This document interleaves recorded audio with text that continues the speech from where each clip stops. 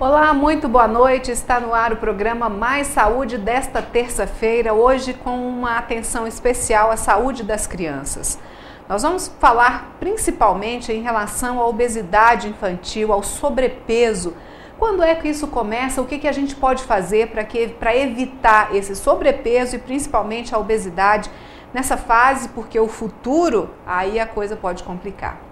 A partir de agora eu vou conversar com o médico pediatra Antônio Carlos Silva Rezende. Você pode ligar e participar conosco também pelo telefone 3821-4488, fazendo as suas perguntas relativas à saúde infantil, à saúde das crianças. E você pode ligar já a partir de agora. Doutor Antônio, boa noite, é um prazer recebê-lo aqui no programa. Boa noite, o prazer é meu. Bom, essa questão do peso já é uma preocupação nossa, adultos, né? A mulher está sempre preocupada em não ganhar peso, em comer menos, em fazer uma dieta. Todo mundo se preocupou com isso, mas de repente a gente percebe que bem cedo os pequenininhos ainda estão passando e pegando aí o sobrepeso e até a obesidade, doutor Antônio. É um problema importante para a sociedade do mundo inteiro, né? E agora para nós também que substituímos a fome pela obesidade. Para mostrar a importância do tema, o último Congresso Mineiro de Pediatria, o tema central foi a obesidade infantil, né? E felizmente, assim, é uma preocupação que já disseminou por toda a pediatria, né? Então está sendo abordado. Nós trouxemos uma cartilha, já que foi o objeto central do Congresso. A Unimed se dispôs a replicar essa cartilha e brevemente nós estaremos distribuindo para os pediatras e a nossa população vai ter acesso. Uma cartilha bonitinha, muito bem elaborada, atraente para quem está lendo e muito explicativa. Então daqui a pouco a gente vai ter essa ajuda aí na abordagem desse problema também. Uma informação que eu vi, procurando a respeito desse assunto, é de que 1 a cada 3 crianças de 5 a 9 anos está acima do peso. Isso realmente é verdade, doutor Antônio? Se a gente pensar que os trabalhos assim, publicados dão sobrepeso em torno de 20%, até 20%, e obesidade entre 3 e 8, nós vamos ter isso aí. 1/3 talvez não, mas 1/4 sim. Uhum. Né? E isso pode começar já desde o bebezinho, desde quase um recém-nascido, ele pode de repente já estar passando do limite dele daquela fase, doutor Antônio? Isso é paradoxal, porque as crianças de maior risco para desenvolver a obesidade no futuro, dependente de fatores gestacionais, é o neném que nasce desnutrido. Ele nasce sobre um espectro de tensão para o organismo dele, que ele se prepara para viver a vida inteira, né, sob tensão. Então ele é uma pessoa mais predisposta a ter a obesidade, o diabetes e a hipertensão. Uhum. É paradoxal. Outro que aí sim pode nascer já com peso muito acima do esperado é o filho da gestação de diabetes. A mãe que não conseguiu controlar a glicemia, desenvolveu diabetes gestacional, não conseguiu controlar bem com a dieta ou com insulina, ou não se cuidou devidamente, o neném nasce, né, muito acima do peso e que traz muitas consequências de alto risco. Uhum. E aí quando a gente pensa num bebê, por exemplo, o bebê já pode fazer dieta, por exemplo, doutor Antônio? Todo bebê deve fazer dieta, né?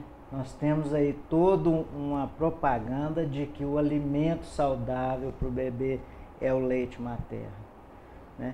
E o aleitamento natural, o aleitamento materno, ele é protetor contra a obesidade, porque a gente sabe que o número de células de gordura vai ser muito determinado pelo início da vida. Então, o neném que consegue ficar em aleitamento materno exclusivo pelos primeiros 6 meses, ele vai estar muito protegido disso, né? E hoje a recomendação de aleitamento natural, né, com outros alimentos, naturalmente também, até 2 anos de idade. Uhum. É uma coisa que era impensável e que hoje está sendo incentivada. Uhum. Como é que está a nossa realidade? Hoje é possível a gente manter essa questão da amamentação até os 6 meses? Tem sido possível para essas mães que têm o leite disponível para o bebê? Isso tem acontecido aqui, doutor Antônio? Ó, nós temos um aumento, né, de mães que conseguem amamentar. Algumas dificuldades existem. A mãe trabalhadora, fora de domicílio, né, ela vai ter alguma dificuldade depois do 3º, do 4º mês, né? E fora isso, a gente está tendo boa evolução, assim, com quem é bem orientado, né? Nós temos que ter um cuidado muito especial com a mãe na primeira semana do pós-parto, né? Que é onde as complicações de mama vão atrapalhar muito o aleitamento materno. E depois disso, praticamente é a natureza mesmo. É a mãe que tem muito leite, que tem pouco leite, né, que está passando por período de depressão ou não, que também influencia. A mãe que tem um suporte, né, domiciliar para estar se dedicando ao bebê, outras que não têm. A mãe que vai ter que sair para trabalhar fora, é mais difícil de manter, mas consegue, algumas conseguem, né? O importante é a gente estar sempre incentivando isso, né? Quem quer vai se sentir mais apoiado. Quem tem condições vai se sentir mais apoiado. E nós temos que entender que algumas não terão condições, né? Ou por tempo, ou por mesmo natureza de quantidade de leite que produz, que satisfaça ou não, as dificuldades que teve no início da amamentação, se foram bem atendidas ou não. Isso tudo implica numa maior necessidade da gente ter atenção para isso. Existe essa questão do leite que não é suficiente, é mais fraco ou é mais forte? Leite e aí não atende o bebê? Leite mais fraco ou mais forte não tem quantidades, né? Uma mãe que está deprimida, né, chorando pelos cantinhos, ela vai produzir muito pouco leite. Uma mãe que não acertou bem com a pega do neném, ela vai ter muita fissura de mamilo, muita dor para amamentar, aí é quando a gente fala esconder o leite, né? Pela dor, ela não consegue produzir uma quantidade suficiente. Isso às vezes é determinante para interromper o aleitamento natural. E aí pode, por exemplo, dificultar para o bebê, não é o suficiente o tanto que ele mama, né? E vai ter que fazer complementação, né? E se não é bem orientado também, porque às vezes faz a complementação e você consegue retornar, né, a amamentação natural. E quando não é bem orientado, aí vai ocorrer a substituição mesmo, né? Vai ficar em aleitamento artificial e o aleitamento materno definitivamente interrompido. Mas nesse caso, doutor Antônio, mesmo assim, se tiver uma boa orientação, é possível que o bebê desenvolva tranquilamente sem pegar um sobrepeso, por exemplo? Isso, né, vai depender de quê? Que fatores o senhor observa na hora de determinar a questão do leite mais adequado, a quantidade? O que a gente vai ter é a educação do cuidador, seja da mamãe, seja da babá, seja da vovó e muito também do papai, né? Porque assim que a criança consegue ter alguma autonomia de segurar alimento, levar à boca, já começa a ser oferecido biscoitinho, pão de queijo, né? Até guloseimas as pessoas oferecem para bebês, né? E infelizmente a gente vê até refrigerante, né? Que nem para adulto não é recomendado. É verdade. Né? Quer dizer, quanto mais com a criança. Então esses maus hábitos surgem, né, por má educação dos cuidadores. As pessoas têm que ter noção que criança tem que alimentar na hora certa, né, e não ficar comendo o dia inteiro, né? E às vezes o cuidador é uma vovó mais idosa, sem energia, que para o neném ficar quietinho, dá comida, né? Quando o natural seria, faz a refeição, né, vai dormir, acorda, vai brincar. Não, e muitas vezes sempre tá roendo um biscoitinho, um pão de queijo, né? E a gente sabe que pão de queijo é um alimento altamente calórico. É verdade. Né? Então complica. E outra coisa que as pessoas descuidam é de começar a ensinar o neném a tomar água no copo, né? A partir de 5, 6 meses, quando ele já está tomando, comendo as papinhas, ele já tem capacidade de tomar água e suco em copo, né? E suco não é para ser dado o dia inteiro também, né? Que é uma coisa que às vezes aqui não é muito comum, mas está ficando. Os americanos tiveram muito problema com isso, né? Para o menino ficar quietinho também, não tem quem cuida, né? Uma mamadeira de suco que o próprio neném segurava. Então ficava o dia inteiro tomando suco. Né? E a gente sabe que os problemas deles com a obesidade são bem maiores. E a criança, a partir dos 9 meses, tem que ser incentivada também a comer com a mãozinha dela. Porque ela vai comer no ritmo dela, vai adquirir a noção de saciedade e ela vai parar de comer a hora que ela está satisfeita. E se tem sempre uma pessoa dando comida na boca, ela vai comer muito mais do que ela precisa. Fica bem mais fácil, né? E a partir dessa idade são os vídeos, né? Que a criança começa, ao invés de brincar, começa a treinar, a assistir TV, assistir vídeo. Que está muito comum hoje, né? E os 2 pilares da obesidade são esses, né? Comer demais e exercitar de menos. Então os meninos ficam muito tempo no vídeo e muito tempo comendo. Né? E comendo comidas muito inadequadas. E isso está começando cada vez mais cedo. Cada vez mais cedo e prolongando, e é difícil para reeducar. E como em toda condição mórbida, toda doença, a prevenção é a melhor abordagem. Você tratar a obesidade é uma coisa terrível.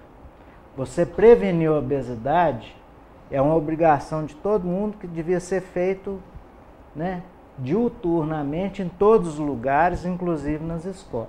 Até porque a gente já sabe hoje dos diversos problemas que a pessoa tem, né? Se está com sobrepeso, se é sedentário, e se chega à obesidade, então a gente já sabe que isso já é fator de risco para diversas doenças, né? As que matam, né? Que é o derrame e o infarto, são de altíssima incidência já. A qualidade de vida, né, que o obeso ele tem mais problemas ortopédicos pelo excesso de peso nas pernas, né, todo, quadril, joelho, tornozelo, né, e asma também é mais frequente no obeso. Então essas coisas de qualidade de vida também implicam muito. E o aspecto assim que é o terrível da abordagem do já obeso, né, que é a questão psicológica. Porque não existe tratamento de obesidade sem abordagem psicológica. E também, às vezes, até no esquema preventivo, quando você já pega a família toda de gordos, né, e alguns obesos, você tem que abordar isso. Né, porque é um dos pilares, né, de tratamento e também importante na prevenção. Então, ficar atento naquela família de gordos, porque você vai ter que fazer a cabeça de todo mundo, porque a abordagem da obesidade infantil é familiar, né? Não adianta você falar para o menino que ele não deve comer comida hipercalórica, sorvete ele deve comer só de vez em quando, que ele não pode comer presunto e queijo todo dia. Não adianta você falar isso se todo dia o pai está na frente dele comendo, né? Então, uma dieta saudável é uma dieta de toda a família. Com certeza. Né? A educação é de todo mundo. E, às vezes, eu acho que até nesse ponto, a gente tem que cobrar um pouquinho também das autoridades. Claro. Porque a gente conversa com a diretora, com a professora de escola, ela tem disposição para o lanche saudável, né? Mas, quando ela coloca o lanche saudável na escola, os pais fazem abaixo-assinado que aquele lanche não presta. Ou é caro, ou o menino não gosta. Então, ele vai levar pacotinho de bolacha, pacotinho de salgadinho e refrigerante.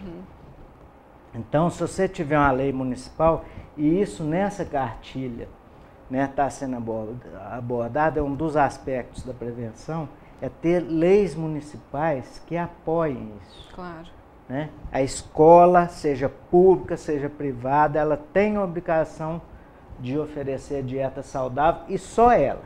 É proibido, né, vender alguma coisa que a nutricionista que supervisiona aquela escola não concorde.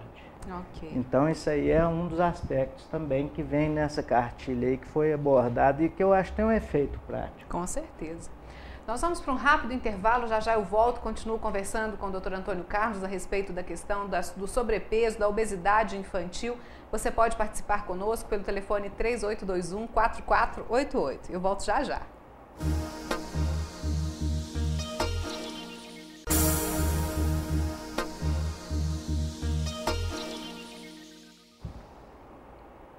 Nós estamos de volta com o programa Mais Saúde, hoje um programa voltado para a saúde da criança, começando a falar principalmente pela questão do sobrepeso e da obesidade infantil.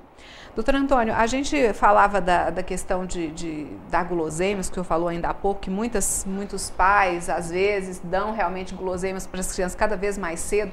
E aí, por exemplo, aquela bolachinha recheada, ela é desnecessária, né, doutor Antônio, por exemplo. Um chocolate vai ser desnecessário para um bebezinho que mal está pegando alguma coisa na mão e muitas vezes isso está acontecendo, né? Isso é muito frequente, né? Hoje a gente, assim, tem muito problema com a educação dos pais com relação à alimentação, né? Porque a criança não vai ter acesso a isso se a família não proporciona, né? Eu até falo para as mães, falo só, seu filho não é diferente de ninguém, numa festinha você tem que liberar. Né? Porque ninguém vai servir suco numa festinha, vai servir refrigerante, essas coisas.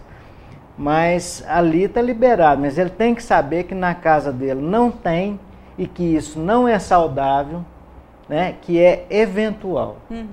Né? Ele tem que ser educado assim, né? Não pode. A gente pode imaginar que tem uma idade que pode ser inserido na dieta da criança o açúcar, os alimentos doces, por exemplo, doutor Antônio? Tem uma idade que seria o mais adequado ou menos problemático para a criança?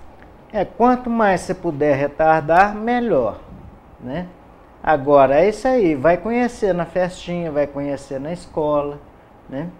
E o que é proibido mesmo, o açúcar é para o diabético, esse está proibido. A criança normal, ela vai ter acesso a açúcar e aí entra mais uma vez a questão da educação. Todo alimento tem benefício se for introduzido moderadamente. Tudo em excesso pode fazer mal e a escassez de alimento também faz mal, né? Então deve ter aí o meio termo, a moderação, né, a adequação da dieta. Muitas vezes vai precisar pôr açúcar, porque como é que você vai dar uma limonada para uma criança sem açúcar? Né? Não tem sentido. Então ela não vai tomar. Por exemplo, mas uma criança que precisar de uma mamadeira de leite, ao invés se ela não mama no peito, por exemplo, e precisar da mamadeira de leite, não precisa de colocar chocolate? Não, nem açúcar. Né? Nesse caso, o leite vai ser natural. A criança vai começar a reivindicar essas coisas quando ela socializa, que hoje a socialização está sendo precoce por causa das creches. Mas naturalmente a criança socializa a partir de 3, 4 anos. Né? Aí ela vai ter muito contato. Até lá? Até lá, se puder segurar, dentro de casa não deve ter. Guloseima nenhuma, refrigerante nenhum. Né? Isso aí não é alimentação adequada para ninguém, nem para adulto. Né? E os adultos também estão aí sofrendo com a obesidade, né? Quantidade de diabetes, de hipertensão. Então, a educação alimentar é muito benéfica para toda a família, para toda a sociedade, né? E é inclusive uma questão de civilidade, né? Se saber o que é bom em termos, né, de alimentação. Então, isso aí eu acho que denota muito, né, o que a gente vê, né, de questão educação alimentar. Por exemplo, os franceses comem de tudo, moderadamente, são magros, não tem tanto problema quanto o americano, né, que é compelido ao consumo excessivo de todo tipo de alimento industrializado, né, e sem nenhuma regulação e tudo em excesso, né, uma sociedade nossa que é consumista e é consumista de alimentos também, claro, né? E a gente vê inclusive aí, né, a meninada na televisão bombardeada por propaganda de alimento completamente inadequado. E aí vem outra questão, doutor Antônio, que é aquela que a gente falava no intervalo, da terceirização do cuidado, né? Hoje, dificilmente as mães conseguem estar em casa para cuidar dessa questão da alimentação de maneira adequada, acabam indo para a creche ou acabam sob cuidado de outras pessoas que talvez não tenham tanto cuidado. Esse é outro fator que complicou essa questão do desenvolvimento dos bons hábitos? Certamente né? Porque fica a dificuldade da pessoa que não é educada, está cuidando, está provendo, né? De acordo com a cabeça dela e a pressão, né? Da propaganda de consumo. Se você vai no supermercado, você tem prateleiras e prateleiras com esses alimentos que as crianças já vão colocando nos carrinhos, né? E se você não limitar isso, vai ser consumido isso, porque isso é feito para agradar, né? E o paladar, né, ele vai sendo adequado a esse maior consumo de guloseimas mesmo. Então, essa terceirização de cuidados tem esse aspecto, pelo lado alimentar, de excesso de oferta de comida e de escassez de oferta de afeto, né? Então, se o pai e a mãe trabalham o dia inteiro, né, à noite eles teriam que desligar a televisão, né? Teria que dar atenção para as crianças. Ao invés de fazer o churrasco, né, fosse fazer uma alimentação mais frugal com as brincadeiras, né, vão jogar bola, vão jogar ping-pong, vão correr, atividade física, né? Seria muito melhor para as crianças, né, do que ficar em volta de adultos, às vezes nem brincando, né, vendo os adultos comendo em excesso, bebendo em excesso. Vai junto, né? Vai junto e vai criando, né, formalizando a má educação alimentar. É verdade. Bom, a gente vai para mais um rápido intervalo, já eu volto, eu já tenho perguntas aqui que eu vou passar para o doutor Antônio em relação à alimentação das crianças. Continue participando com a gente, o telefone é o 3821-4488, eu volto já.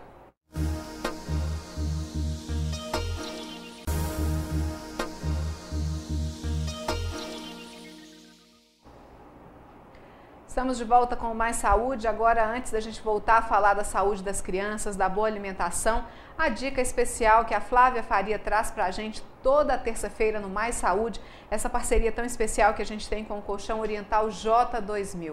Afinal de contas, dormir bem vai dar para a gente uma outra qualidade de vida, né? Flávia, qual é a dica de hoje? Boa noite. Olá, Viviane, boa noite a você, aos telespectadores do programa Mais Saúde. Hoje, Viviane, eu não estou aí no estúdio com você, mas eu estou aqui direto da loja do Colchão Oriental J2000, que fica na Praça Desembarcador Frederico, número 5.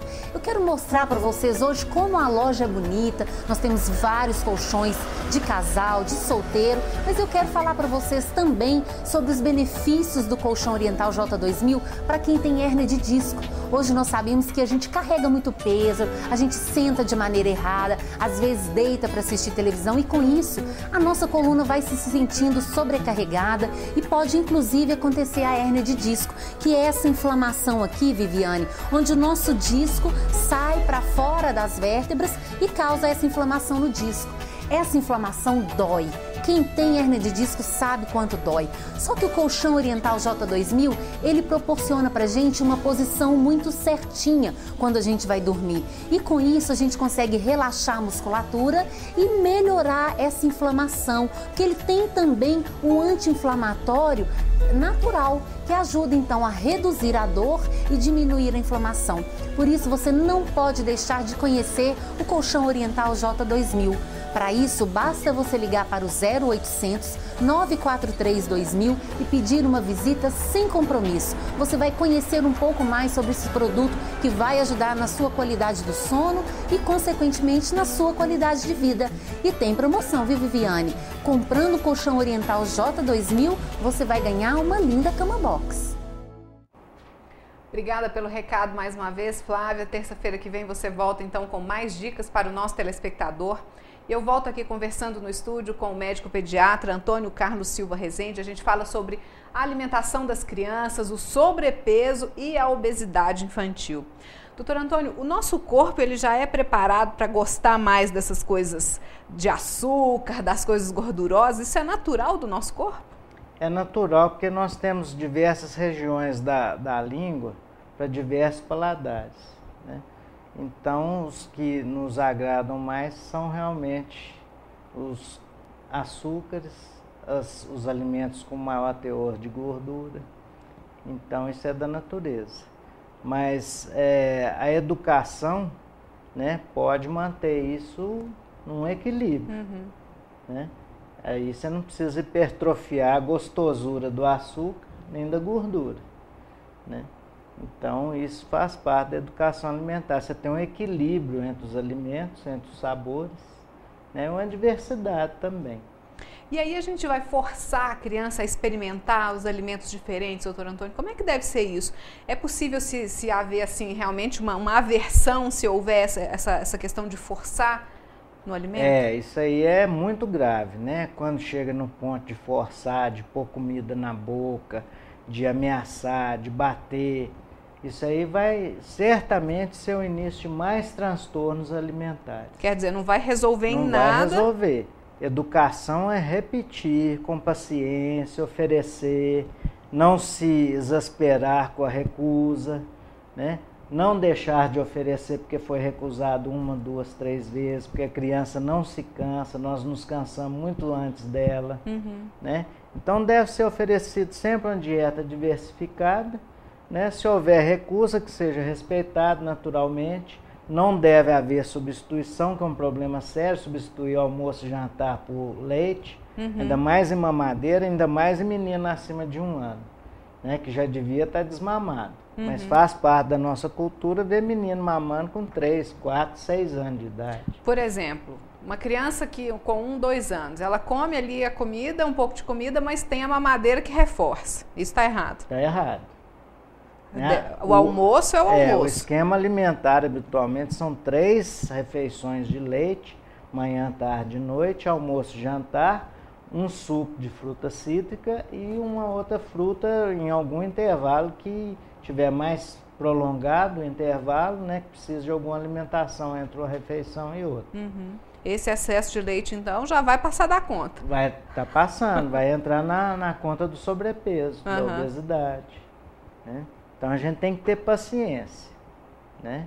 Não existe um esquema, inclusive na abordagem na prevenção da obesidade, no tratamento, né?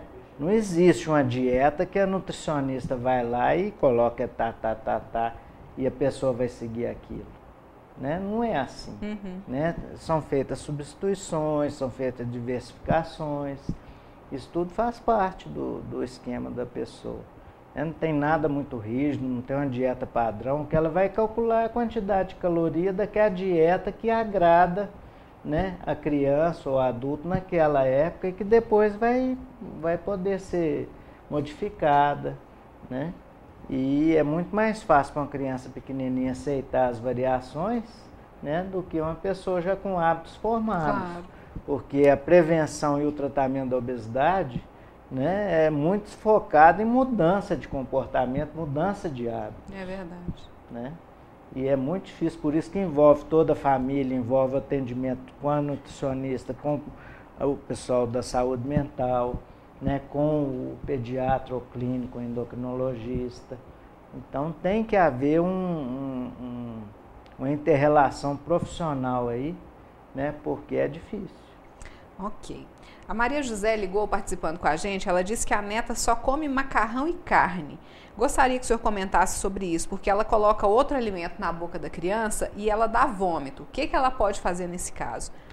Primeiro que ela não deve colocar o alimento na boca da criança se a criança já tem autonomia. Se é uma criança de mais de 1 ano e 3 meses, ela já tem capacidade de ela mesma colocar o alimento. O que ela deve colocar é o prato, sempre com variedade, né? E realmente não brigar com a criança porque ela comeu só o macarrão e a carne. Né? Ela tenta oferecer na outra refeição um prato sem macarrão, né? E com outro tipo de carne, né? Ou quando as crianças não gostam de carne, às vezes a gente pede para substituir por ovo. Né? Tem possibilidades. Se o médico não consegue, né, orientar bem essa dieta, tem um nutricionista que pode ajudar nessa orientação. Então é muito importante ter paciência e persistência, que é sempre a fórmula de educar. Né? Você ter paciência, persistência e ter o carinho. Né? De não ficar brigando com a criança, forçando, empurrando senão alimento na boca. Senão a hora do almoço vai virar realmente uma hora traumática já, né? Não adianta. Isso nunca resolveu o problema de ninguém. Né? Isso é uma experiência fracassada. Né? Brigar para comer não... Aquela história de, por exemplo, a gente fazer certas misturas que não são perceptíveis ao paladar, pelo menos para a criança ver. Elas são justificáveis? A gente pode insistir em fazer isso, doutor Antônio? Pode, tranquilamente. Tudo que a criança gostar, né, é bem-vindo. Desde que seja uma consistência adequada. Né? Você não vai deixar um menino de 5 anos tomando só caldos. Né? A criança precisa aprender a mastigar. Né? Faz parte do desenvolvimento da boca dela, né, mastigar. Aquela coisa de cozinhar a beterraba no meio do feijão, ajuda, doutor Antônio? Tudo que ajudar é bem-vindo. Tá válido. Também. Se a vagem vai escondida no omelete, né? No soufflé, tudo bem, não tem problema nenhum. O inhame vai no meio do feijão, ali bem amassadinho, ninguém percebeu. Problema. Então essas variações assim, né, a própria experiência da família, isso tudo pode ajudar. Doutor Antônio, mas é importante a gente lembrar também que nem toda criança que às vezes come muito, mama muito, ela é uma criança com sobrepeso ou obesa. A gente sabe que tem características, cada um tem a sua característica, né? É outro detalhe. Tem a criança que nasce para ser magra, média e gorda, né? Tem a criança que nasce para ser pequena, média e alta. Então isso não muda, isso é um projeto genético, né? Então nós vamos nos adaptar a essas condições, né? E uma casa de todo mundo gordo, né? Desde o início você tem que falar para a mãe, sua casa não deve ter alimento hipercalórico, né? Seu lanche deve ser leite desnatado com pão integral, né? Não tem requeijão, não tem geleia, não tem manteiga, né? Não tem nada assim para aumentar mais caloria, né? Lanche com pão de queijo e bolo, eventualmente na casa da vovó. Né? Na sua casa você não deve ter isso. Então são coisas assim que são conversadas no dia a dia. Quem tem, né, a possibilidade de conversar com o médico ou com a nutricionista, né, que vai ser orientado. E por isso o acompanhamento desde cedo é importante, né, doutor Antônio? Todas essas informações o senhor já consegue levantar a partir desse acompanhamento que o senhor faz com a criança. É muito mais fácil para a mãe, né, que tem assistência de um médico ou de um nutricionista, desde o início, né, que ela entenda isso, que leve a família a entender, né, a importância da mudança de hábitos e de comportamentos em função da prevenção, porque, como eu já falei, o tratamento da obesidade é assim, um alto percentual de fracasso. É por isso que a gente vê, né, como tem propaganda de dietas milagrosas, né, e as pessoas se envolvem com isso sem dar atenção para o que realmente é mudança de comportamento, mudança de hábitos. Né? Tem que ter atividade física, tem que ter assistência psicológica, tem que ter, né, uma abordagem assim, universal mesmo da situação de comportamento, de atitudes, de hábitos. Senão não tem sucesso. Hoje em dia a gente fala muito dessa questão dos alimentos saudáveis, de substituir por alimento integral.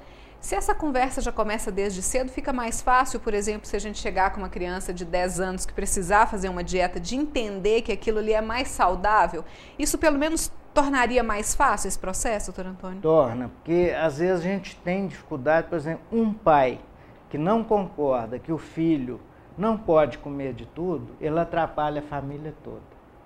Isso acontece, né? Tem aquele pai obeso que só come aquelas coisas e fala que não muda, que passou fome na infância, que agora não vai passar, né? Então esse é um problema sério que a gente enfrenta. Por isso que o tratamento é sempre uma abordagem, né, sobre todos os aspectos, né? De oferta de alimento, de mudança de hábito, de assistência psicológica, estudo, de educação física. Claro. Né? Então tem que ter esse tipo de abordagem. Claro. A Maria Aparecida, ela pergunta se o bebê prematuro que não quer desmamar, como é que faz? Ele já tem 2 anos e 7 meses. Pode deixar ele mamar até quando ele quiser? E aí tem diferença, doutor Antônio, da criança, do bebê que é prematuro para um bebê que nasceu em tempo normal, já com 2 anos e 7 meses? Isso aí é um aspecto, né, que já um acompanhamento médico ou psicológico ajudaria muito.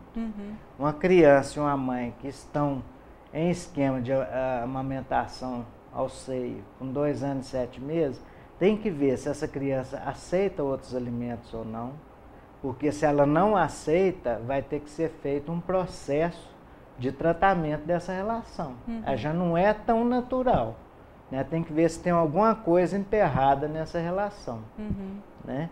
Porque um bebê prematuro foi super valorizado. A mãe morre de medo de perder esse bebê. E 2 anos e 7 meses, talvez ele ainda esteja sendo tratado como bebê, né? Tem que lembrar que ele é um menininho ou uma menininha, né? Não é um bebê mais. E ter acesso a outros tipos de alimentos é importante para o desenvolvimento. Educar, a gente falava já para mastigação, para o desenvolvimento da boca. Desde o início, né? Por isso que às vezes as pessoas estranham. A gente pede para dar líquidos no copo, sem ser para sugar, né?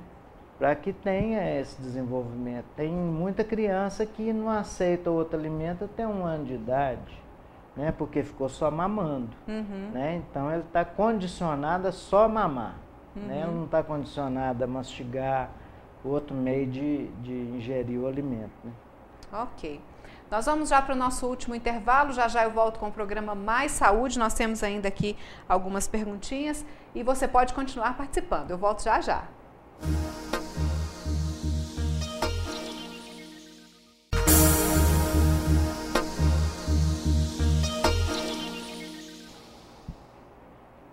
Estamos de volta com o programa Mais Saúde, já no nosso último bloco, falando sobre alimentação adequada, sobrepeso e também sobre a obesidade infantil. Doutor Antônio, a gente falou ainda há pouco a respeito de uma criança, da questão do bebê prematuro. Isso vai determinar se pode ser um bebê mais gordinho ou mais magro ou mais baixo que os outros porque foi prematuro? Alguns prematuros têm uma dificuldade de ganhar peso e estatura até 2 anos, depois isso pode destravar naturalmente. É muito importante esse acompanhamento, porque se não ocorre esse desenvolvimento compensatório a posterior, a gente deve encaminhar para um especialista. Tá? Então, esse bebê que não está crescendo e ganhando peso num ritmo, né, de recuperação, ele deve ser reavaliado. Tá? E a gente tem a hora certa de ir introduzindo alimentos diferentes, a quantidade de alimentos diferentes, doutor Antônio? Ou a partir do momento que a criança pode ter acesso à comida, devagarinho a gente mostra um, mostra outro? Como é que a gente deve fazer isso com a criança? Eu acho que o mais fácil para a criança é comer aquilo que a família está acostumada, desde que seja de qualidade, né? Porque aí você não precisa estar mudando muito aquela rotina e a criança vai ser introduzida nessa rotina de alimentação, né? Como a gente tem a recomendação de leite materno exclusivo até os 6 meses, né? Então, em torno dos 6 meses, já começando os 6 meses, a gente começa a introduzir, né, a papinha de fruta, que é mais fácil para a criança aprender a mastigar e engolir, e depois a papinha de sal já só no almoço, passa 1 mês, se está tudo bem, introduz já no jantar. E geralmente eu falo para a mãe dar comida que ela oferece para todos os filhos na casa naturalmente. A comida dela mesma, amassada, o tanto que o neném precisar que seja amassado. Aí amassar cada vez mais que ele vai desenvolvendo, né? Capacidade de mastigar, engolir e o interesse nisso, né? E principalmente aquilo que eu já falei, a partir de 9 meses, incentivar o neném a começar a mexer na comida com a colher, até que ele chega com 1 ano e 3 meses, que ele está imitando a família fazer tudo que faz, quer varrer casa, lavar roupa, ele quer também comer como os adultos comem. É a oportunidade que a gente tem, né? Isso é uma coisa natural, a gente tem que perceber, né, o ritmo da criança, como que vai levar isso. Claro. Né? Então, naturalmente, ele vai, né, a partir de 1 ano, comer a comida praticamente igual todo mundo come, sem amassar. E a quantidade, se ele come com a mãozinha dele, ele vai aprender a quantidade que ele come, ele vai comer mais devagar, porque um dos problemas do gordo, né, e dos que vão ter sobrepeso e obesidade, é comer sem mastigar e só para de comer a hora que a comida acaba. Então tem que acostumar a pôr pouco no prato, comer devagar, mastigar, que não é fácil, né, para nós que somos gordos. Eu tenho essa noção exata pelo fato de ter sido sempre gordo. Então a gente tem muita dificuldade em mastigar, comer devagar, né? Isso é muito importante. É mais uma questão de hábito nossa, né? Dessa correria. E da nossa genética também, né? Porque eu sou de uma família de gordos, então a gente acostuma, né? E o apetite é mais voraz. Então a gente tem que ter noção que não pode comer o mesmo tanto que um magro come, né? Então tem que acostumar a comer menos, ter percepção de saciedade com mais interesse. Limitar o volume que coloca no prato, né? Então quem já é gordo tem que ter mais cuidado, né? Porque ele tem predisposição genética para facilitar o surgimento do excesso de peso, do sobrepeso, da obesidade. Então o gordo tem que ter cuidado assim, triplicado. Criança, pode-se oferecer para elas alimentos diet light, doutor Antônio? O adoçante, por exemplo?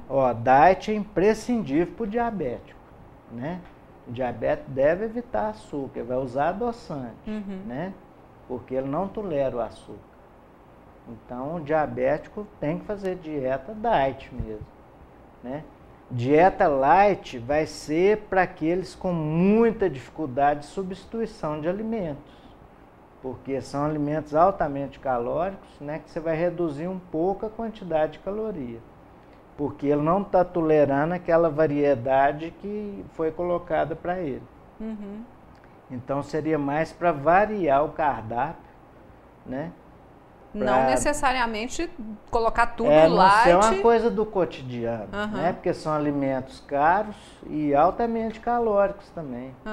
Né? O adoçante, por exemplo, uma criança que não está obesa, não está acima do peso, mas eu não uso açúcar porque para mim eu acho que o açúcar não faz bem, eu vou oferecer o adoçante. A gente pode fazer isso? Pode, porque o adoçante, né, tem muitos anos que os diabéticos vêm usando sem nenhum problema de saúde, né? Agora, se é necessário, não é, né? Porque quando você tira uma colherinha de açúcar do suco para adoçar com adoçante, você está diminuindo 60 calorias, né? No máximo. Então, dentro de 2.000 calorias por dia é irrisório, né? É verdade. Então, se ele gosta de suco, de limonada adoçada com açúcar, né? E não toma de outro jeito... Né? Não tem problema nenhum, a não ser que ele seja diabético. Aí tem que fazer a cabeça dele. Claro. Né? Falou, você não tem condição de aproveitar a glicose, né, nessa quantidade imediata. Vai subir, vai te fazer mal. Doutor Antônio, o peso mais adequado vai depender muito da questão da altura da criança, da estatura. Isso há mais ou menos um padrão seguido, observado pelo médico que faz o acompanhamento? A gente vê até um gráficozinho no cartão de vacinas, né? Que é mais ou menos dentro daquele padrão ali que o médico vai avaliando.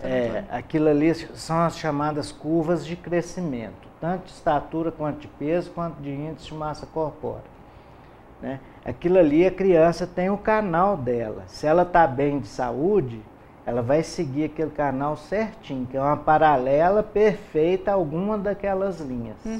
Né? Então ali tem a linha do magro, do médio, do gordo, do sobrepeso, do obeso. Né? Então ela vai ter que se situar naquela linha, e aquilo ali é que dá o diagnóstico visual para nós médicos e para a mãe também acompanhar. Claro. Né? Fica claro, não, meu filho está indo bem. Né? Ele está seguindo o canalzinho dele direitinho. Claro. Né? Aquilo ali é uma certeza que o esquema está bom. Né? Bom, doutor Antônio, nosso tempo está acabando, mas acho importante a gente ressaltar a importância da hidratação, né?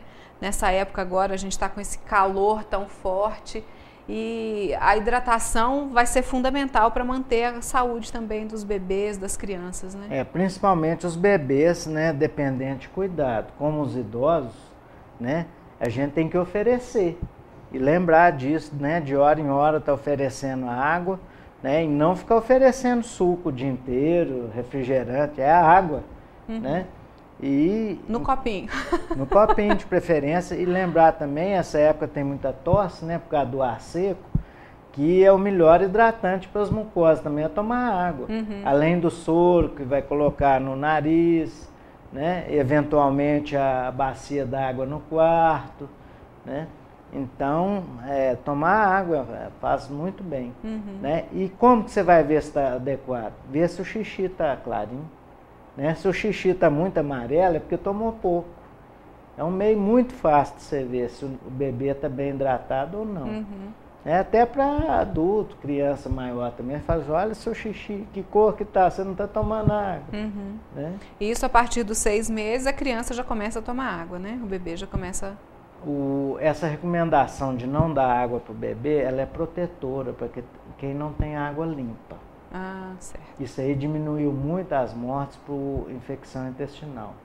Né? Agora, numa situação de febre, né, que você nota que a urina está muito concentrada, qualquer bebê pode tomar água.